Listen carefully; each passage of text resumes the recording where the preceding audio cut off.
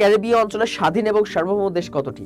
অনন্তপুর সীমান্ত যে জেলায় অবস্থিত, নতুন একটা সীমান্ত এবং আলোচিত একটা সীমান্ত। কিন্তু স্বাধীনতা পুরস্কার কত সালে প্রবর্তন করা হয়? আসসালামু আলাইকুম।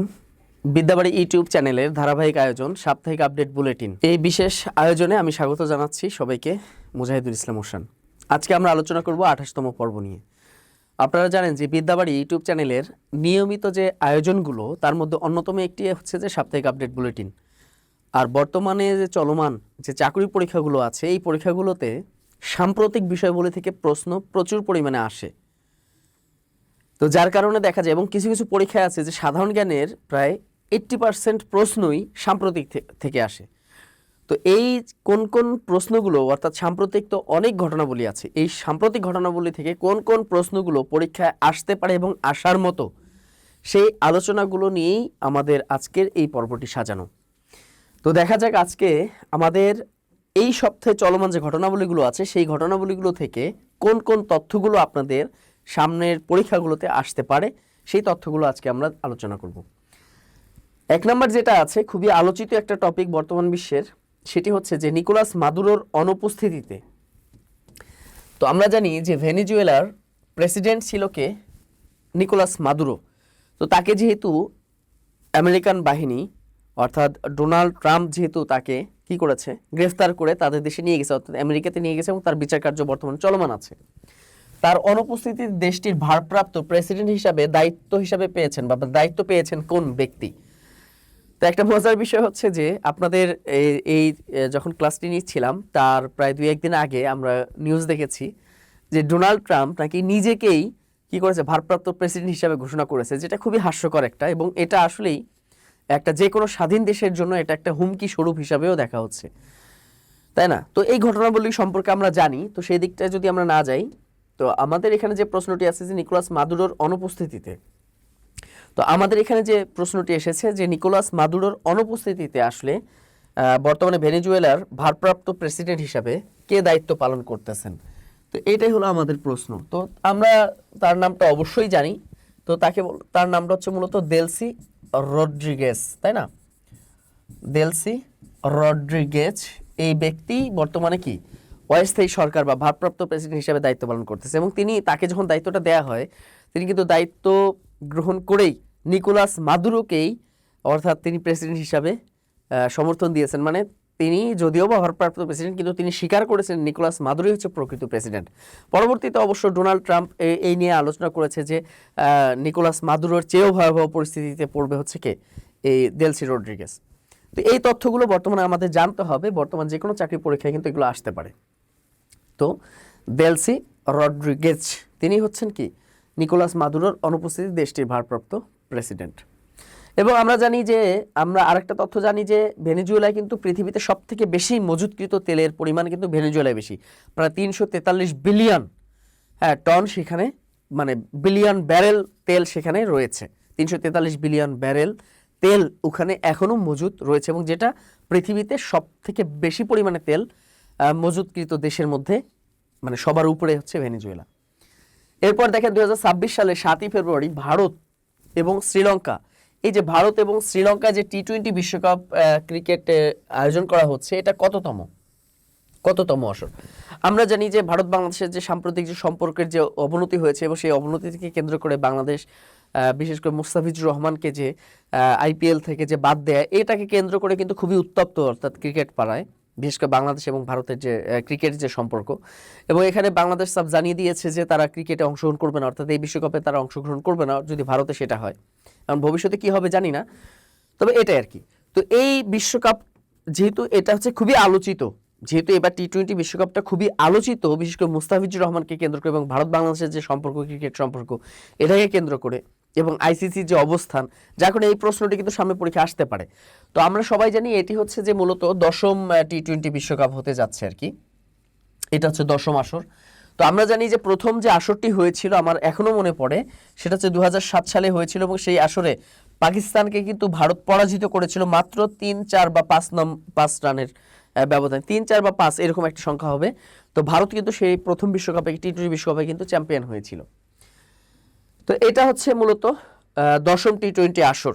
এবং প্রথম আসর হয়েছিল 2007 সালে এবং সেটাতে চ্যাম্পিয়ন হয়েছিল ভারত পাকিস্তানকে পরাজিত করে, রানার্স আপ হয়েছিল পাকিস্তান। তো এই তথ্যগুলো অবশ্যই আপনারা পড়ে রাখবেন। কেসিএনএ কোন দেশের রাষ্ট্রীয় সংবাদ সংস্থা? খেয়াল করে দেখেন, আমরা জানি যে রাষ্ট্রীয় সংবাদ সংস্থা যেমন আছে তাস আছে রাশিয়ার, এছাড়াও দেখেন আমেরিকার আছে, ইংল্যান্ডের আছে, ভারতের আছে এবং জার্মানির আছে। এই যে এই সমস্ত দেশের কিন্তু বা চীনের যে সংস্থাগুলো আছে, এছাড়াও তো জানেন আপনারা বিবিসি, বিভিন্ন ধরনের সংস্থা আছে। এই যে সংবাদ সংস্থাগুলো কিন্তু বহুল আলোচিত। তবে যেহেতু রাশিয়া বর্তমানে কিন্তু উত্তর কোরিয়া একটা আলোচিত দেশ, হ্যাঁ, যেটার খুবই আলোচিত দেশ, এবং দেখা যায় যে উত্তর কোরিয়া কিন্তু বিদেশি যে সংবাদ সংস্থা সেখানে প্রবেশ করতে পারে না, বা তারা হচ্ছে যে অন্য কোনো দেশের ইন্টারনেট ব্যবস্থা তারা গ্রহণ করে না, বা তাদের মানে বাইরের দেশের বা বিদেশের বা অন্যান্য দেশের যে যত তথ্য প্রযুক্তি তারা কিন্তু এগুলো ব্যবহার করে, তাদের নিজস্ব প্রযুক্তির মাধ্যমে কিন্তু তারা নিজের দেশকে পরিচালিত করে। তো যেহেতু উত্তর কোরিয়া বর্তমান সময় খুবই আলোচিত একটা দেশ, তো সেহেতু এই কেসিএনএ এটা হচ্ছে কি মূলত উত্তর কোরিয়ারই একটা কি রাষ্ট্রীয় মানে একটা সংবাদ সংস্থা। এটা অবশ্যই পরীক্ষা আসার মতো একটা তথ্য এবং এটা কিন্তু পড়ে রাখবেন, এটা বর্তমান সময় খুবই আলোচিত। ক্যারিবীয় অঞ্চল, এরপর দেখেন যে ক্যারিবীয় অঞ্চলের স্বাধীন এবং সার্বভৌম দেশ কতটি? ক্যারিবীয় অঞ্চলটি কিন্তু বর্তমানে খুবই আলোচিত হচ্ছে। এই ক্যারিবীয় অঞ্চলে কিন্তু আমরা দেখেছি বিশেষ করে ভারত আবিষ্কার করতে এসে সে ওয়েস্ট ইন্ডিজ কি করেছিল, আবিষ্কার করে ফেলেছিল, তাই না? এটা কে করেছিল বলেন দেখি, সেই ব্যক্তিটার নাম কি? একটু কমেন্টসে অবশ্যই আপনারা বলবেন, এটা অবশ্যই আপনাদের সবারই জানা থাকার কথা। তো এখানে একটা বিষয় খেয়াল করে দেখেন যে ক্যারিবীয় অঞ্চলটি যেটি রয়েছে, যেটা হচ্ছে মূলত ভারতীয় মহাসাগর যেটা আছে, মহাসাগরের প্রায় পশ্চিম অঞ্চলে যে দ্বীপটি অবস্থিত। আচ্ছা, এটা হচ্ছে যে উত্তর আমেরিকা এবং দক্ষিণ আমেরিকা মহাদেশের যে ক্যারিবীয় যে অঞ্চলটা আছে, এই অঞ্চলে কিন্তু মূলত এটা অবস্থিত এবং এখানে 19টি কিন্তু অঞ্চল আছে। তবে স্বাধীন এবং সার্বভৌমত্ব দেশ আছে মোট 13টি, যেমন বার্বাডোস আছে, গায়ানা আছে, হাইতি আছে, জামাইকা আছে, হ্যাঁ, এই ধরনের বেশ কিছু কিন্তু ভূখণ্ড এখানে স্বাধীন দেশ হিসাবে কিন্তু আছে। তো এখানে 19টি অঞ্চল থাকলেও এখানে মোটামুটি 13টা স্বাধীন এবং সার্বভৌম দেশ রয়েছে। এই 13টা স্বাধীন এবং সার্বভৌম দেশকে নিয়েই মূলত ওয়েস্ট ইন্ডিজ, অর্থাৎ ইন্ডিয়ার পশ্চিমাঞ্চল যেটাকে বলা হয় ওয়েস্ট ইন্ডিজ কিন্তু বলা হয়ে থাকে, তাই না? West Indies. তো এখানে মোট 13টি স্বাধীন এবং সার্বভৌম দেশ রয়েছে। এরপর দেখেন যে ভেনেজুয়েলার প্রেসিডেন্ট নিকোলা মাদুরোর বিচারিক কার্যক্রম শুয়েছে যে আদালতে। আপনারা দেখেন আজকের দিনে প্রথম যে প্রশ্নটি ছিল যে নিকোলাস মাদুরোর অনুপস্থিতিতে তার ভারপ্রাপ্ত প্রেসিডেন্ট হিসেবে দায়িত্ব পালন করতেছেন কে? Delcy Rodriguez. তো এর আগেও আমি বলেছি যে এই যে নিকোলাস মাদুরোকে কিন্তু মানে গ্রেফতার করে তাকে আমেরিকাতে নিয়ে যাওয়া হয়েছে এবং সেখানে আদালতে তার বিচার কার্য চলছে। তো এখন এই বিচার কার্যটা যে চলতেছে কোন দেশে সেটা আমরা সবাই জানি, আমেরিকাতে চলতেছে। এবং যে আদালতে চলতেছে এটি হচ্ছে মূলত ম্যানহাটান ফেডারেল আদালত, অর্থাৎ আমেরিকার যে 50টা অঙ্গরাজ্য আছে তার মধ্যে একটা অঙ্গরাজ্য হচ্ছে ম্যানহাটান। এখানকার যে ফেডারেল আদালত আছে সেই আদালতে তার বিচার কার্যক্রম চলতেছে। ঠিক যেভাবে আমরা দেখেছি যে সাদ্দাম হোসেনের বিচার কার্য চলেছিল এবং তাকে ফাঁসি রায় দেওয়া হয়েছে। তো আমরা এটা আগে থেকে অনুমেয়, আমাদের সবাই আমরা আগে থেকে এটা আমরা বুঝতে পারতেছি যে এখানে মনে হয় যে মানে এই যে নিকোলাস মাদুরোরও হয়তো বা এ ধরনের একটা মানে বিচার একটা কি হবে, বিচারটা বাস্তবায়ন হবে, যেটা আসলে এটা আসলে মানে মেনে নেওয়ার মতো না ব্যক্তিগতভাবে আর কি, যে একটা স্বাধীন দেশের স্বাধীন প্রেসিডেন্টকে এভাবে অন্যায়ভাবে বিচার আওতায় নিয়ে আসাটা আসলেই কোনোভাবে যুক্তিযুক্ত না। সংবিধানের কত নং অনুচ্ছেদে সুপ্রিম কোর্ট প্রতিষ্ঠার কথা বলা হয়েছে? দেখেন এই প্রশ্নটা কিন্তু বর্তমানে খুবই আলোচিত একটা বিষয়, কারণ সুপ্রিম কোর্ট বর্তমানে যে মানে যে বিচার কার্যগুলো চলতেছে, বিশেষ করে ফ্যাসিবাদ বিরোধী যে বিচার কার্যগুলো বিশেষ করে দেখবেন, তো যার কারণে মানে এই সুপ্রিম কোর্টের কিন্তু ভূমিকাটা অনেক বেশি। এবং আমরা জানি যে 2007 সালে বাংলাদেশ বিচার বিভাগটাকে কিন্তু দুই ভাগে ভাগ করেছিল। তৎকালীন যে মানে ইন্টারিম গভর্নমেন্ট ছিল তার প্রধান উপদেষ্টা ছিল ডক্টর ফখরুদ্দিন। এই ফখরুদ্দিন আহমেদ তার আমলেই কিন্তু বাংলাদেশের বিচার বিভাগটাকে দুই ভাগে ভাগ করা। তার মধ্যে একটা হচ্ছে সুপ্রিম কোর্ট বা সুপ্রিম কোর্ট যে একটা আলাদা বিচার বিভাগ, এটা 2007 সালে করা হয়েছিল। এই যে সুপ্রিম কোর্ট প্রতিষ্ঠার যে কথাটা বলা হয়েছে এটা কিন্তু বর্তমান সময়ে আসার মতো একটি প্রশ্ন, এবং এটা বলা হয়েছে সংবিধানের 94তম কি অনুচ্ছেদ যেটা আছে, সংবিধানের 94তম অনুচ্ছেদ, এই 94 নং অনুচ্ছেদেই মূলত এই আইনটার কথা বলা হয়েছে। এটা অবশ্যই আপনাদের বর্তমান সময়ের জন্য খুবই গুরুত্বপূর্ণ। এরপর দেখেন তেভাগা আন্দোলন, এই যে তেভাগা আন্দোলনের যে কিংবদন্তি নেত্রী ছিল ইলা মিত্র, তাই না, তার পৈতৃক নিবাস কোথায়? আপনারা জানেন ঢাকা বিশ্ববিদ্যালয়ের প্রথম যে ছাত্রী ছিল, স্টুডেন্ট ছিল, নারী শিক্ষার্থী ছিল, তার নাম হচ্ছে লীলা নাগ। তো এই তেভাগা আন্দোলন যে হয়েছিল, সেই তেভাগা আন্দোলনের একজন নেতৃত্ব দানকারী ছিলেন, একজন নারী ছিলেন, তার নাম হচ্ছে কি ইলা মিত্র। এই ইলা মিত্রের পৈতৃক নিবাস কোথায়? তো আপনারা জানেন যে ইলা মিত্রের কিন্তু জন্ম স্থান হচ্ছে কলকাতা, ভারতে। তার জন্ম হয়েছে ভারতের কলকাতায়, কিন্তু তার পিতা বসবাস করতে কোথায়, তার পৈতৃক নিবাস কোথায়? সেটা হচ্ছে যে বাংলাদেশেরই খুলনা বিভাগের একটি জেলা, সেটা হচ্ছে ঝিনাইদহ জেলার অন্যতম একটি উপজেলা। সেই উপজেলার নাম হচ্ছে কি শৈলকুপা উপজেলা। এই শৈলকুপা উপজেলায় হচ্ছে কি এই ইলা মিত্রের কি পৈতৃক নিবাস, যদিও বা তার জন্ম হয়েছিল কোথায়, কলকাতাতে হয়েছিল। এরপর দেখা যায় বিশ্ববিদ্যালয় মঞ্জুরি কমিশন ইউজিসি এর পরিবর্তিত নতুন নাম কি? এই যে ইউজিসি থেকে কিন্তু প্রচুর প্রশ্ন আসে যে বাংলাদেশের বিশ্ববিদ্যালয়গুলোর মঞ্জুরি কমিশন, অর্থাৎ বিশ্ববিদ্যালয় মঞ্জুরি কমিশন, অর্থাৎ বিশ্ববিদ্যালয়কে বা বিশ্ববিদ্যালয়ের অভিভাবকটাকে, অর্থাৎ বিশ্ববিদ্যালয়ের কার্যক্রম কিভাবে পরিচালিত হয়, কোন সংস্থার মাধ্যমে পরিচালিত হয়, কোন বিশেষ সংস্থার মাধ্যমে এদের কার্যক্রমগুলো পরিচালিত হয়ে থাকে, এদের একাডেমিক থেকে শুরু করে প্রশাসনিক সব কিছুকেই তারা দেখাশোনা করে। তো এটা ছিল বিশ্ববিদ্যালয় মঞ্জুরি কমিশন, যেটা ইউজিসি নামে পরিচিত ছিল। তো ইউজিসির নাম কিন্তু চেঞ্জ করা হয়েছে এবং চেঞ্জ করে নতুন নামকরণ করা হয়েছে, সেটা হচ্ছে বাংলাদেশ উচ্চ শিক্ষা কমিশন। তো এটা কিন্তু বর্তমান সময়ে কিন্তু আসার সম্ভাবনা অনেক বেশি। বাংলাদেশ উচ্চ শিক্ষা কমিশন, আমরা জানি যে একাডেমিক পড়াশোনা বলতে বোঝায় ক্লাস 1 থেকে ইন্টারমিডিয়েট পর্যন্ত, অর্থাৎ প্রথম থেকে দ্বাদশ শ্রেণী পর্যন্ত। আর ত্রয়োদশ থেকে এর উপরে যতগুলো আছে এটাকে বলা হয় বার্ধক্য শিক্ষা। মানে এটা কিন্তু একাডেমিক শিক্ষা না, এটাকে বলা হয় বার্ধক্য শিক্ষা, বা এটাকে বলা হয় উচ্চ শিক্ষা। এটা হচ্ছে যে এটাকে উচ্চ শিক্ষা বা বার্ধক্য শিক্ষা বলা হয়। তো যেহেতু বিশ্ববিদ্যালয় মঞ্জুরি কমিশন এতদিন ইউজিসি নামে পরিচালিত ছিল, তো এটা নতুন নামকরণ করা হয়েছে। নামকরণের কারণ অনেকগুলো কারণ আছে, বিশেষ করে দুর্নীতিমুক্ত রাখা বা সেটাকে আরো সঠিকভাবে পরিচালিত করা, বিভিন্ন উদ্দেশ্য থাকতে পারে। তো এটার নতুন নামকরণ করা হয়েছে উচ্চ শিক্ষা কমিশন, যেহেতু এটা হলো উচ্চ শিক্ষা পর্যায়ে পড়ে, তাই না, উচ্চ শিক্ষা কমিশন। এরপর দেখেন সম্প্রতি যুক্তরাষ্ট্র কর্তৃক আটলান্টিক মহাসাগর থেকে জব্দকৃত যে তেলবাহী ট্যাঙ্কার যেটা আছে, তেলবাহী যে ট্যাঙ্কার, এই ট্যাঙ্কারের নাম কি?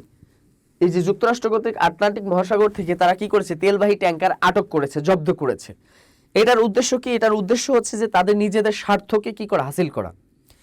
কারণ বর্তমান বিশ্বে টিকে থাকতে হলে বেশ কিছু সম্পদের কোনো বিকল্প নেই। এর মধ্যে একটা হলো স্বর্ণ, আর একটা হলো কি তেল। অর্থাৎ তেল সম্পদ যার আছে সে কিন্তু কি করতে পারবে, রাজত্ব করতে পারবে। তো আপনারা জানেন যে ভেনেজুয়েলা, এরপর হলো সৌদি আরব, ইরান, হ্যাঁ, এই সমস্ত দেশে কিন্তু তেলের পরিমাণ কিন্তু অনেক বেশি, মজুদকৃত তেলের পরিমাণ। তো এই সমস্ত তেলের দেশে যদি আগ্রাসন চালানো যায়, তাহলে তেল সম্পদটা আমেরিকা কি বিনা পয়সায় তারা কি করতে পারে, তেলটাকে উত্তোলন করে তাদের দেশে নিয়ে এসে পরবর্তী আরো 2, 4, 500 বছর তারা কি করবে, নিজেদেরকে পরিচালিত করতে পারবে। এটাই হচ্ছে তাদের উদ্দেশ্য। তো এই উদ্দেশ্য থেকে আটলান্টিক মহাসাগরে আমেরিকার বিভিন্ন যে ঘাঁটিগুলো আছে, সেই ঘাঁটিগুলো থেকে নিয়মিত মহড়া করে এই তেলের ট্যাঙ্কারগুলোকে তারা কি করে, জব্দ করে। তো জব্দ করলে কি হবে, বিনা টাকায় তারা কি করলো, ফ্রি ফ্রি তেল পেয়ে গেল। হাজার হাজার কোটি কোটি ব্যারেল তেল তারা কি পেয়ে যাচ্ছে। তো এই যে ট্যাঙ্কারটা তারা আটক করেছে, এটার পূর্ব নাম ছিল মূলত বেলা 1। এটার পূর্ব নাম ছিল হচ্ছে কি বেলা 1। এটা কিন্তু মনে রাখবেন, এটার পূর্ব নাম ছিল হচ্ছে বেলা 1 বা বেলা 1, এটা ছিল তার পূর্ব নাম। তো নতুন যে নামকরণ করা হয়েছে বা নতুন যে নামে এই জাহাজটি ট্যাঙ্কারটি চলতো, সেটা হচ্ছে কি মারিনেরা। এই মারিনেরা এটা কিন্তু আসতে পারে, মারিনেরা যার পূর্ব নাম ছিল বেলা 1। এখানে দুই বিভিন্নভাবে আসতে পারে যে সম্প্রতি মার্কিন যুক্তরাষ্ট্র কোথা থেকে ট্যাঙ্কার জব্দ করেছে, তেলবাহী ট্যাঙ্কার, এটা হচ্ছে কি আটলান্টিক মহাসাগর থেকে। আচ্ছা, যে ট্যাঙ্কারটি এখান থেকে করেছে, মানে আবিষ্কার, মানে যে ট্যাঙ্কারটি জব্দ করেছে সেটার পূর্ব নাম কি ছিল, বেলা 1 ছিল। অথবা প্রশ্ন করতে পারে এই যে মারিনেরা, এই মারিনেরার পূর্ব নাম কি, বেলা 1, অথবা বেলা 1 এর বর্তমান নাম কি, মারিনেরা। এই বিভিন্নভাবে কিন্তু আপনাদেরকে প্রশ্নগুলো করতে পারে, এই জন্য একটু ভালো করে বিস্তারিত এটা পড়ে রাখবেন। এরপর দেখেন যে অনন্তপুর সীমান্ত যে জেলায় অবস্থিত, নতুন একটা সীমান্ত এবং আলোচিত একটা সীমান্ত। কিন্তু আপনারা জানেন যে সব থেকে বেশি সীমান্ত কিন্তু রয়েছে উত্তরবঙ্গের বেশ কিছু জেলায়। তার মধ্যে অন্যতম একটি জেলা হচ্ছে কি কুড়িগ্রাম জেলা, যার মধ্যে ওই যে রৌমারী উপজেলায় তো আপনারা জানেন সেই 2004 সালে যে ঘটনাগুলো ঘটে গেছে, তাই না, বিডিআর বিএসএফ এর মধ্যে, তাই না, যেটার হচ্ছে কি প্রতিশোধ হিসাবে আমরা গণ্য করি হচ্ছে 2009 সালে ঘটা বিডিআর বিদ্রোহ। ওই যে 2004 সালে ঘটনার প্রতিশোধ হিসাবেই আমরা মানে আপাত দৃষ্টিতে মনে হচ্ছে আর কি আমাদের কাছে। তো এই যে অনন্তপুর সীমান্ত, যেটা সম্প্রতি খুবই আলোচিত, এবং এই অনন্তপুর সীমান্তে বেশ কিছু দিন ধরেই বেশ কিছু দুর্ঘটনা ঘটতেছে, বিশেষ করে ভারতের বিএসএফরা বাংলাদেশি নাগরিকদের উপর অন্যায়ভাবে তারা অত্যাচার চালাচ্ছে, তারা গোলা বারুদ নিক্ষেপ করতেছে। তো এই যে অনন্তপুর সীমান্তটা, এটা হচ্ছে যে বাংলাদেশের উত্তরবঙ্গের রংপুর বিভাগ যে আছে, রংপুর বিভাগের একটি জেলা হচ্ছে কুড়িগ্রাম জেলা। সেই কুড়িগ্রাম জেলায় অবস্থিত হচ্ছে এই অনন্তপুর সীমান্তটি। এরপর দেখেন, জুলাই সনদকে সাংবিধানিক স্বীকৃতি দিতে হ্যাঁ বা না ভোটের যে আয়োজন করা হয়েছে, এই ভোটটা কবে অনুষ্ঠিত হবে? আপনারা জানেন যে 2024 সালের যে জুলাই যে আন্দোলনটা হয়েছিল, যে জুলাই আন্দোলনে প্রথম প্রাণ দিয়েছিল রংপুর বেগম রোকেয়া বিশ্ববিদ্যালয়ের শিক্ষার্থী, তাই না? তাকে তো আমরা সবাই চিনি, আবু সাইদ, শহীদ আবু সাইদ। এবং এই জুলাইকে কেন্দ্র করে পরবর্তী ফ্যাসিবাদের যে পতন ঘটলো, এরপর নতুন বাংলাদেশ আসলো, এই যে ঘটনাবলীগুলো হয়েছে, বা জুলাই সনদ, এরপর হচ্ছে জুলাই সনদটা প্রণয়ন করা হলো। যে জুলাই সনদের বিশেষ করে বাংলাদেশের যে রাজনৈতিক দলগুলো আছে, রাজনৈতিক দলগুলো অধিকাংশগুলোতেই তারা কি দিয়েছে, সম্মতি প্রদান করেছে। সবার সম্মতিক্রমে যে সনদটি প্রণয়ন করা হয়, এখন এই সনদের ভিত্তিতে বাংলাদেশ চলবে, নাকি বাংলাদেশের যে সংবিধান বর্তমানে আছে এর মানে যেটা হলো যে সংবিধানগুলো যে আগে যে ছিল এগুলো অনুযায়ী চলবে, নাকি জুলাই সনদ অনুযায়ী বাংলাদেশ চলবে? তো এই যে বিষয়টা, এটাকে সাংবিধানিকভাবে স্বীকৃতি দেওয়ার জন্য অবশ্যই জনগণের স্বতঃস্ফূর্ত সম্মতি দরকার। তো এটার জন্য একটা ভোটের আয়োজন করা হয়েছে। এবং আপনারা জানেন যে ইতিমধ্যেই বাংলাদেশের যে পরবর্তী যে নির্বাচন হবে, এই নির্বাচনের কিন্তু নির্বাচনের যে ডেট সেটাও কিন্তু প্রকাশ করা হয়েছে। তো যেদিনই বাংলাদেশের নির্বাচন হবে, পরবর্তী সংসদ নির্বাচন, সেদিনই কিন্তু এই ভোটের হ্যাঁ না ভোটেরও কিন্তু আয়োজন করে রাখা হয়েছে। তো সেই দৃষ্টিকোণ থেকে বলতে পারি, আমরা জানি সবাই যে আগামী 12 ফেব্রুয়ারি 2026 সালে বাংলাদেশের নির্বাচন অনুষ্ঠিত হতে যাচ্ছে, এবং ওই দিনই এই জুলাই সনদকে সাংবিধানিকভাবে স্বীকৃতি দেওয়ার জন্য হ্যাঁ না ভোটের আয়োজন করা হয়েছে। তাহলে উত্তরটা কি হবে? 12 ফেব্রুয়ারি 2026 সালে 12 ফেব্রুয়ারি। হ্যাঁ, অবশ্যই এই তথ্যগুলো আপনারা কি করবেন, পড়বেন আর কি। বর্তমান বিশ্বের সব থেকে দ্রুতগতির ক্ষেপণাস্ত্র, খেয়াল করে দেখেন যে বর্তমান বিশ্ব কিন্তু স্যাটেলাইট ভিত্তিক, উপগ্রহ ভিত্তিক কিন্তু বিশ্ব। আগের মতো সেই শুধু AK-47 থাকলেই হবে, বা কয়েকটা গ্রেনেড বা কয়েকটা বোম থাকলেই কিন্তু এখন যুদ্ধ হবে না। এখন হচ্ছে সম্পূর্ণ হচ্ছে কি তথ্য প্রযুক্তি নির্ভর এই যুদ্ধগুলো হচ্ছে। সব হচ্ছে উপগ্রহের মাধ্যমে, স্যাটেলাইটের মাধ্যমে সবকিছু চিহ্নিত করা, শত্রুকে চিহ্নিত করা হচ্ছে, এবং সেটাকে কিভাবে নিখুঁতভাবে নিক্ষেপ করা যায়, এই জন্য অনেক প্রযুক্তি কিন্তু আছে। তো এর মধ্যে অন্যতম হচ্ছে সেটা হলো ক্ষেপণাস্ত্র ছাড়া কিন্তু যুদ্ধ হয় না, তাই না? ক্ষেপণাস্ত্র অর্থাৎ যে অস্ত্রটা ক্ষেপণ করা হয়, উপর থেকে নিচে ক্ষেপণ করা হয়, এবং এটা এসে ব্রাস্ট হয়ে গিয়ে তাদের নির্দিষ্ট যে আয়তন আছে, বা তার যে নির্দিষ্ট যে এলাকা আছে, সেই এলাকাটাকে সে ধ্বংস করে দেয়। তো বর্তমান বিশ্বে দেখা যায় ক্ষেপণাস্ত্র অনেক ধরনের, প্রত্যেকটা দেশের নিজস্ব ক্ষেপণাস্ত্র আছে। মার্কিন যুক্তরাষ্ট্রের আছে, জার্মানির আছে, রাশিয়ার আছে, চীনের আছে, ভারতের আছে, ইরানের আছে, যেগুলো আর কি, যেমন তুরস্কের আছে, যেগুলো হচ্ছে ক্ষমতা শীর্ষে, এবং ন্যাটোভুক্ত যে দেশগুলো আছে তাদের নিজস্ব প্রযুক্তির ক্ষেপণাস্ত্র আছে। তবে বর্তমান বিশ্বের সব থেকে দ্রুতগতির যে ক্ষেপণাস্ত্র সেটা হচ্ছে রাশিয়ার। এটা হচ্ছে রাশিয়ার দখলে আছে, এবং আমরা জানি যে পারমাণবিক যে অস্ত্রগুলো, বর্তমান বিশ্বের সব থেকে বেশি পারমাণবিক অস্ত্র কাদের? রাশিয়ার আছে। যে ক্ষেপণাস্ত্রটা আছে সেই ক্ষেপণাস্ত্রটার নাম হচ্ছে কি? ওরেশনিক। এই ওরেশনিক ক্ষেপণাস্ত্র, এটা হচ্ছে রাশিয়া কর্তৃক আবিষ্কৃত ক্ষেপণাস্ত্র, ওরেশনিক। এবং আমরা একটু আগে জানলাম যে কি সব থেকে বেশি পারমাণবিক অস্ত্র কিন্তু রাশিয়ার কাছেই আছে। এরপর দেখা যাক, যুক্তরাষ্ট্রের সেনাবাহিনীর বিশেষ শাখা ডেল্টা ফোর্স আনুষ্ঠানিকভাবে কোন নামে পরিচিত? খেয়াল করে দেখেন, এই যে বিশেষ যে শাখা আছে ডেল্টা ফোর্স, যে ডেল্টা ফোর্সের মাধ্যমেই সম্প্রতি ভেনিজুয়েলায় আক্রমণ চালিয়ে তার যে স্বাধীন প্রেসিডেন্ট ছিল নিকোলাস মাদুরো, এই মাদুরোকে কিন্তু কি করা হয়, গ্রেফতার করে আমেরিকাতে নিয়ে গিয়ে তার এখন বিচার কাজ কিন্তু চালাচ্ছে কারা? আমেরিকানরা অন্যায়ভাবে কিন্তু চালাচ্ছে। তো এই যে যুক্তরাষ্ট্রের যে বিশেষ যে সেনাবাহিনীর বিশেষ যে একটা শাখা, সেটা হলো ডেল্টা ফোর্স, যেটার মাধ্যমেই কিন্তু এই আক্রমণটা চালিয়েছে। তো এটা কিন্তু বর্তমান সময়ে কিন্তু আসার মতো একটা প্রশ্ন, এবং খুবই আলোচিত একটা প্রশ্ন। এই যে ডেল্টা ফোর্স আছে, এই ডেল্টা ফোর্স প্রাচীনকালে, বা এটা আসলে কি নামে পরিচিত, বা এটাকে কি নামে ডাকা হয়, সেটা হচ্ছে মূলত ফার্স্ট স্পেশাল ফোর্সেস, তাই না? অপারেশনাল, তাই না, ডিটাচমেন্ট। এই যে first special forces operational detachment, অর্থাৎ যেটাকে সংক্ষেপে কি বলা হয়? ডেল্টা যেটাকে বলা হয়, অর্থাৎ ফার্স্ট SFOD এরপর হচ্ছে -D, এই নামেও কি করা হয়, ডাকা হয়। তো এটা অবশ্যই আপনারা পড়বেন, অবশ্যই এটা আপনাদের জন্য থাকে। ফার্স্ট স্পেশাল ফোর্সেস, তারপর হচ্ছে অপারেশনাল ডিটাচমেন্ট। তো এটা অবশ্যই আপনাদের জানা থাকতে হবে। এটা হচ্ছে কি, এই যেটা সংক্ষেপে কি বলা হয়, ডেল্টা ফোর্স বলা হয়। সংক্ষেপে এটাকে কি বলা হয়, ডেল্টা ফোর্স নামে ডাকা হয়। বর্তমানে ঢাকা মহানগরের মধ্যে কতটি সিটি কর্পোরেশন রয়েছে? দেখেন, এই যে ঢাকা মহানগর আছে, আপনারা জানেন যে ঢাকা মহানগরের মধ্যে কতটি সিটি কর্পোরেশন আছে? এটা খুবই আনকমন একটা প্রশ্ন এবং খুবই মানে আপনারা জানেন যে ঢাকাকে দুটা ভাগে ভাগ করা হয়েছে, ঢাকা উত্তর এবং ঢাকা দক্ষিণ। রাজধানীকে দুইটা ভাগে ভাগ করা হয়েছে, ঢাকা উত্তর এবং ঢাকা দক্ষিণ। কিন্তু সিটি কর্পোরেশন আছে কতটি? 2টি। এই তথ্যটা কিন্তু একটু আপনাদের জানতে হবে, যেন কনফিউজড হয়ে না যান। বর্তমানে ঢাকা মহানগরের মধ্যে সিটি কর্পোরেশন আছে টোটাল 4টা সিটি কর্পোরেশন আছে। তাহলে মনে রাখবেন কয়টি সিটি কর্পোরেশন? যদিও বা ঢাকাকে দুইটা ভাগে ভাগ করা হয়েছে, ঢাকা উত্তর এবং ঢাকা দক্ষিণ, তবে এখানে কিন্তু সিটি কর্পোরেশন আছে 4টা। এটা কিন্তু আপনাদের আপডেট তথ্য এবং এটা আপনাদের মনে রাখতে হবে। এরপর দেখেন, বাংলাদেশের মুক্তিযুদ্ধে জেড ফোর্স ব্রিগেডের প্রধান কে ছিলেন? আপনারা জানেন যে বাংলাদেশের মুক্তিযুদ্ধের সময় বিমান বাহিনী 3টা ফোর্স ছিল। এস ফোর্স ছিল, তাই না, যেখানে কি ছিল, মেজর শফিউল্লাহ ছিল প্রধান। তারপর কি ছিল, কে ফোর্স ছিল, খালিদ মোশাররফ, তিনি ছিলেন প্রধান।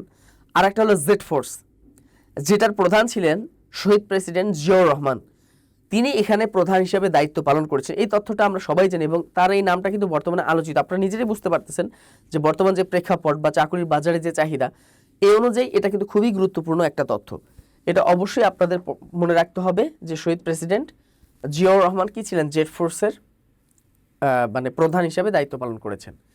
গ্রিনল্যান্ডের উত্তর পশ্চিমে অবস্থিত মার্কিন ঘাঁটির নাম কি? আপনারা জানেন কিছুদিন আগে মার্কিন প্রেসিডেন্ট ডোনাল্ড ট্রাম্প ঘোষণা দিয়েছিলেন যে গ্রিনল্যান্ডটা আমাদের প্রয়োজন, কারণ কি এখানে ইতিমধ্যেই রাশিয়া এবং চীনের ঘাঁটিগুলো কিন্তু তৈরি করেছে। আর আর একটা তথ্য হচ্ছে যে ডেনমার্কের অধীন গ্রিনল্যান্ড যে দ্বীপটি আছে, এটা কিন্তু ডেনমার্কের অধীন। এবং এই আমেরিকার প্রেসিডেন্ট কিন্তু স্পষ্ট বলেছে যে ডেনমার্ক এই গ্রিনল্যান্ডকে রক্ষা করতে পারবে না, যেহেতু এখানে রাশিয়া এবং চীন কি করেছে, অনেক ঘাঁটি স্থাপন করেছে এবং সেটাকে দখল করার মানে পায়তারা করতেছে। তো এখানে কিন্তু মার্কিন যুক্তরাষ্ট্রেও কিন্তু ঘাঁটি রয়েছে। তো মার্কিন যুক্তরাষ্ট্র চাচ্ছে যে গ্রিনল্যান্ডকে যে করেই হোক, এটা কি করা হোক, আমেরিকা দখল করে এখানে যেন তারা কি করে এটাকে মানে এই যে পুরো ইউরোপ যে অঞ্চলটা আছে, ইউরোপ অঞ্চলটাকে নিজের করে নেওয়ার কিন্তু একটা অন্যতম কৌশলগত দিক হচ্ছে গ্রিনল্যান্ডকে দখল করা। এবং এখানে যদি চীন বা রাশিয়া যদি আধিপত্য বিস্তার করে, তাহলে ইউরোপে কিন্তু চীন বা রাশিয়ার যে একটা হস্তক্ষেপ করার কিন্তু একটা অধিকার কিন্তু বেড়ে যাবে। এটা কখনোই কিন্তু আমেরিকা দিবে না কৌশলগত কারণে। তো এই জন্য গ্রিনল্যান্ডের উত্তর পশ্চিম দিকে মার্কিন যে ঘাঁটিটি রয়েছে, সেই ঘাঁটিটি এটা আসার মতো, সেটা হচ্ছে কি পিটোফিক, মনে রাখবেন পিটোফিক। এটা এই মার্কিন ঘাঁটির নাম হচ্ছে পিটোফিক। এটা খুবই গুরুত্বপূর্ণ। হ্যাঁ, এইগুলো বর্তমান চাকরি পরীক্ষা আসার মতো প্রশ্ন। এরপর দেখেন, স্বাধীনতা পুরস্কার কত সালে প্রবর্তন করা হয়? খেয়াল করে দেখেন, স্বাধীনতা পুরস্কার, আমাদের দেশ স্বাধীন হয়েছে কবে? আমাদের স্বাধীনতা দিবস কবে? 25শে মার্চ। এবং আমাদের বিজয় দিবস কবে? 16ই ডিসেম্বর। তো এই যে স্বাধীনতা দিবস উপলক্ষে স্বাধীনতা পুরস্কার প্রবর্তন করা হয় কত সালে? আমরা জানি যে 1977 সালেই স্বাধীনতা পদকটা প্রবর্তন করা হয়েছিল। তো এটা কিন্তু বর্তমানে কিন্তু আলোচিত একটা টপিক। এটা অবশ্যই আপনারা মনে রাখবেন যে স্বাধীনতা পদক চালু করা হয়েছে বা এটাকে প্রবর্তন করা হয় 1977 সালে। এরপর দেখব Islamic revolutionary guard corps IRGC কোন দেশের সর্বোচ্চ নিরাপত্তা বাহিনী? খেয়াল করে দেখেন, ইসলামিক রেভলিউশনারি গার্ড কোর বা IRGC কোন দেশের সর্বোচ্চ নিরাপত্তা বাহিনী? আপনারা জানেন যে কিছুদিন আগেই, এই তো প্রায় কয়েক মাস আগে, অর্থাৎ রমজান মাস বা রমজান পরবর্তী যদি আমরা খেয়াল করি, তাহলে এই সময়টা আমরা দেখব যে ইরানের সাথে ইসরায়েলের কিন্তু মানে যুদ্ধ হয়ে গেছে একটা, মোটামুটি বেশ কিছুদিন ধরে। এবং এখানে কিন্তু ইসরায়েল কিন্তু ইরানে অবৈধভাবে অন্যায়ভাবে কিন্তু হামলা চালিয়েছিল, যেটার প্রতি হামলাও কিন্তু কারা চালিয়েছে? ইরানও চালিয়েছে। পরবর্তীতে কাতারের মধ্যস্থতায় মানে দুই দেশের মধ্যে কি হয়, যুদ্ধবিরতি সংঘটিত হয়। তো এখানে ইসলামিক রেভলিউশনারি গার্ড কোর এটা কিন্তু খুবই একটা শক্তিশালী বাহিনী। এবং এটা কোন দেশের নিরাপত্তা বাহিনী? অলরেডি আপনারা বুঝতেই পারতেছেন যে এটা কোন দেশ ভিত্তিক। এটা হচ্ছে মূলত ইরানের সর্বোচ্চ নিরাপত্তা বাহিনী, যেটা সাধারণত প্রেসিডেন্ট মানে সেখানকার যে ধর্মীয় নেতা আছে আয়াতুল্লাহ আলী খামেনি, তাকে কিন্তু নিরাপত্তা দিয়ে থাকে। এছাড়াও দেশের যে নিরাপত্তা আছে সেই নিরাপত্তাটা কিন্তু সুনিশ্চিত করে এই রেভলিউশনারি গার্ড কোর আইআরজিসি। সংবিধানের সংস্কার কমিশনের সুপারিশ অনুসারে সংসদের উচ্চকক্ষের আসন সংখ্যা কত হবে? খেয়াল করে দেখেন, সংবিধান সংস্কার কমিশনের যে সুপারিশ দিয়েছে, আপনারা জানেন যে এই যে জুলাই সনদে যেটা বলা হয়েছে যে বাংলাদেশের আইনসভা হবে দ্বিকক্ষ বিশিষ্ট, নিম্ন কক্ষ থাকবে এবং উচ্চ কক্ষ থাকবে। যদিও বা নিম্ন কক্ষে 350 সদস্য বিশিষ্ট এটা থাকবেই, যেটা সচরাচর থাকে। 300টি হচ্ছে নির্বাচিত আসন আর 50টি হচ্ছে নারীদের জন্য সংরক্ষিত আসন, এটা তো থাকবেই। কিন্তু উচ্চ কক্ষ যে হবে, এই উচ্চ কক্ষে কতটা আসন থাকবে? তো বিভিন্ন দেশে বিভিন্ন ধরনের আছে, কোথাও 100 আসন আছে, কোথাও 50 আসন আছে, এটা দেশ অনুযায়ী, কোথাও 200 আসন আছে বা কোথাও 150 আসন আছে। তো এখানে নির্বাচন মানে যেটা হচ্ছে সংস্কার কমিশন, সংবিধান সংস্কার কমিশন যেটা সুপারিশ করেছে যে বাংলাদেশের উচ্চ কক্ষে আসন সংখ্যা হবে 105টি হবে। কতটি হবে? 105টি হবে। এরপর দেখি পরবর্তী প্রশ্ন। পরবর্তী যে প্রশ্নটি আছে যে ভেনেজুয়েলার মুদ্রার নাম কি? ভেনেজুয়েলার মুদ্রার নাম কি? তো ভেনেজুয়েলার মুদ্রার নাম দেখেন, অনেক মুদ্রা কিন্তু আছে ওই অঞ্চলে, বিশেষ করে দেখবেন যে লিরা আছে, পেসো আছে, তাই না? তো এখান ভেনেজুয়েলার মুদ্রাটা কিন্তু একটু ডিফারেন্ট টাইপের, মানে আমার কাছে মনে হচ্ছে। আমরা সবাই জানি যে ভেনেজুয়েলার মুদ্রার নাম হচ্ছে কি? বলিভার। মনে রাখবেন, ভেনেজুয়েলার মুদ্রার নাম হচ্ছে বলিভার। এই যে ভেনেজুয়েলা, এটা কিন্তু পরীক্ষায় আসার মতো, এটা আসার মতো প্রশ্ন। তো যে প্রশ্নগুলো আজকে আলোচনা করা হলো, সামনে যে পরীক্ষাগুলো হবে এখান থেকে দেখবেন যে 2-1টা প্রশ্ন, 2, 3, 4টা 5টা প্রশ্ন কিন্তু আপনাদের কমন আসবে চলমান যে পরীক্ষাগুলো আছে সামনে। তো এই ছিল হচ্ছে মূলত আজকের আয়োজন, অর্থাৎ এই 28তম পর্বে চলমান সপ্তাহের যে ঘটনাবলীগুলো আছে সেই ঘটনাবলীগুলোকে নিয়ে সাজানো আমাদের সাপ্তাহিক আপডেট বুলেটিন। তো এছাড়াও যে কোনো চাকরি সংক্রান্ত তথ্য জানতে আপনারা এই যে আমাদের হটলাইন নম্বরটি দেওয়া আছে 09644333300, এই নম্বরটিতে কিন্তু আপনারা যোগাযোগ করতে পারবেন বা যোগাযোগ করতে পারেন। এছাড়াও আমাদের ওয়েবসাইট আছে www.bidabari.com, এখানে গেলে নিয়মিত আপনারা চাকরির আপডেটগুলো পাবেন।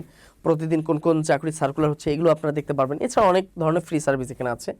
এছাড়াও আমাদের ফেসবুক পেজের সাথে যুক্ত থাকতে পারেন, বিদ্যাবাড়ি ফেসবুক পেজ। এখানে আমাদের প্রতিদিন পত্রিকার পাতা থেকে 10টা করে তথ্য কিন্তু নিয়মিত দেওয়া হয়। এই তথ্যগুলাই হচ্ছে সাম্প্রতিক তথ্য এবং এগুলোই কিন্তু পরীক্ষায় আসবে।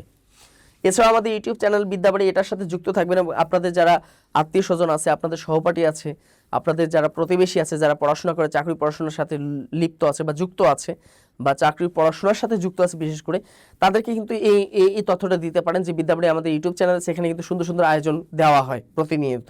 এগুলো তো তাকে সাবস্ক্রাইব করতে বলতে পারেন, সেই জন্য এটার সাথে যুক্ত থাকে আমাদের বিদ্যাবাড়ি ইউটিউব চ্যানেলের সাথে। তো এখানে আপনারা যুক্ত থাকবেন এবং নিয়মিত আয়োজনগুলো উপভোগ করবেন।